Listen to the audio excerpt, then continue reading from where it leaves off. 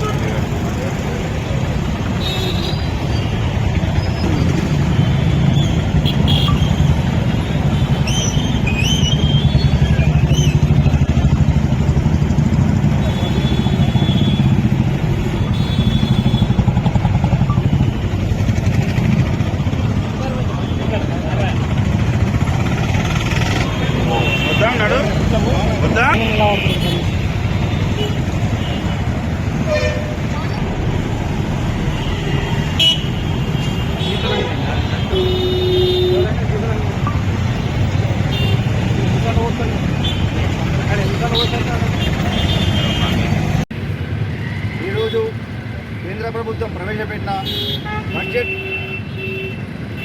కార్యక్రమం నరేంద్ర మోడీ గారి పాలాభిషేకం ఇచ్చేసిన భారతీయ జనతా పార్టీ నాయకులకు, కార్యకర్తలకు, జగిత్యాల పట్టణ శాఖ తరఫున అందరికీ నమస్కారం.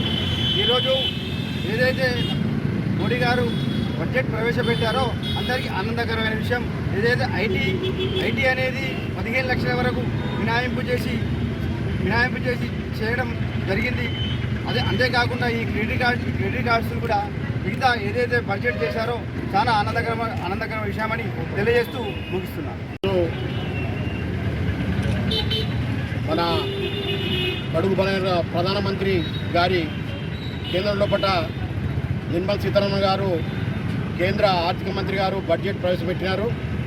ఏదైతే సామాన్య నిరుపేద ప్రజలు 12 లక్షల వరకు ఆదాయ పన్ను మినహాయింపు, అలాగే కిషన్ క్రెడిట్ కార్డు ఏదైతే 3 లక్షలకు ఉన్నదో అది 5 లక్షల వరకు పెంచారు. రైతులకు మరో వరం. మరి ఈరోజు భారతదేశ ప్రజలకు మోడీ ఎన్నో పథకాలు, మరి తెలుగు రాష్ట్రాల లోపల, ఆంధ్ర కానీ తెలంగాణ లోపల ఎన్నో ఇవన్నీ నిధులు కేటాయించారు. మరి కల్లబొల్లి కాంగ్రెసు, కన్నుల్ని చూడలేని కాంగ్రెస్ ప్రభుత్వం ఈరోజు అవాక్కులు చవాక్కులు పలుకుతూ మరి మోడీ, మరి బండి సంజయ్ గారు కానీ, కేంద్ర మంత్రులు కిషన్ రెడ్డి గారిని ఈ తెలంగాణకు ఏం నిధులు కేటాయించాలన్నారు. మరి ప్రజలు అన్నీ చూస్తున్నారు. మరి ప్రజలను తప్పుదో పట్టించినందుకు మరి కాంగ్రెస్ ప్రభుత్వము నిరాశన రాయిలు చేపడుతుంది. మరి ఈరోజు ప్రజలు గమనిస్తున్నారు. మోడీ గారు ఈ 2 రాష్ట్రాలకు ఎన్నో నిధులు కేటాయిస్తూ అభివృద్ధి పథంలో విశ్వగురువుగా తీసుకుపోయేందుకు వారు కృషి చేస్తున్నారు. ఈరోజు పట్టణ శాఖలో జరిగినటువంటి ఈ పాలాభిషేకము మన అదృష్టంగా. ప్రధాని నరేంద్ర మోడీ అధ్యక్షతన కేంద్ర ఆర్థిక మంత్రి నిర్మలా సీతారామన్ గారు ప్రవేశపెట్టినటువంటి బడ్జెట్ ఈరోజు అన్ని వర్గాల పొందడం జరిగినది. ఎందుకంటే ఒక పక్క మధ్యతరగతి జనాలకు ఉపయోగం కలిగించే అంశాలు, బీపీ పేషెంట్ కావచ్చు, షుగర్ పేషెంట్ కావచ్చు, క్యాన్సర్ పేషెంట్ కావచ్చు, కుష్టి రోగస్తులు కావచ్చు, ఇలా చెప్పుకుంటూ పోతే 36 రకాలైనటువంటి మందుల మీద సుంకాన్ని ఎత్తివేయడం జరిగినది. అదేవిధంగా ఒక పక్క కిసాన్ క్రెడిట్ కార్డు రైతులకు మేలు చేసే విధంగా బ్యాంకులలో 3 లక్షల నుంచి దాన్ని 5 లక్షలకు పెంచడం జరిగినది. అదేవిధంగా రైతే దేశానికి వెన్నుముక్క అయినటువంటి రైతుల కోసం ఎరువుల సబ్సిడీ కూడా కొనసాగించడం జరుగుతుంది. గతంలో ఒక్కొక్క బస్తాకు 2000 పైన సబ్సిడీ ఉన్నటువంటి ఎరువులను కూడా ఈరోజు ఆ కంపెనీలు పెంచుకోవాల్సిన అవకాశం ఉన్నప్పటికీ కూడా కేంద్ర ప్రభుత్వం మేమే భరిస్తాం, రైతుల మీద ఎలాంటి బాధ్యత వేయొద్దని ఆ సబ్సిడీ కూడా భరిస్తూ ఈరోజు రైతులకు వెన్నుగా నిలుస్తున్న ప్రభుత్వం నరేంద్ర మోడీ గారి ప్రభుత్వం.